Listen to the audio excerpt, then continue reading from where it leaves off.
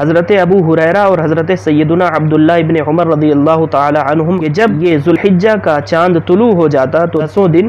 ان حضرات کا عمل اور معمول یہ ہوتا یخرجان الی السوق فی ایام العشر یکبران ویکبر الناس بتکبیرہما، یہ حضرات بازار کی جانب نکلتے اور بازار میں جا کر کے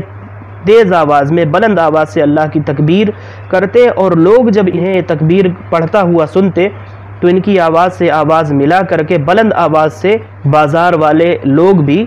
اللہ کی تکبیر اس کی کبریائی بیان کرنے لگ جاتے۔ یہ ان کا معمول رہتا تھا ذوالحجہ کے پہلے عشرے میں، گویا کہ لوگوں کو یہ ترغیب دلانا مقصود ہوتا تھا اور یاد دہانی کروانا مقصود ہوتا تھا کہ ان ایام میں کثرت کے ساتھ اللہ کا ذکر کیا جائے۔ وَكَبَّرَ محمد بن علی خلف النافلۃ، اور محمد بن باقر رحمۃ اللہ تعالی علیہ کا ایک عمل یہ ذکر فرمایا ہے، جیسے ہم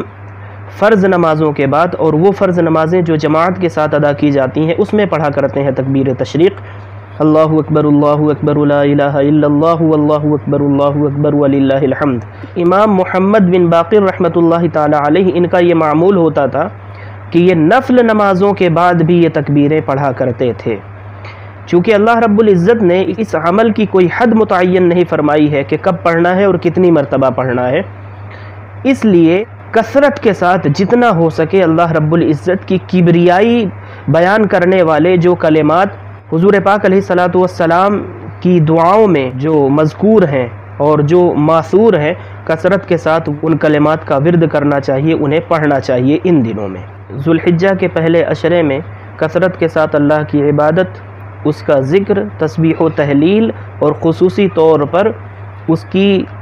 کبریائی بیان کرنا، اس کی تکبیر بلند کرنا چاہیے۔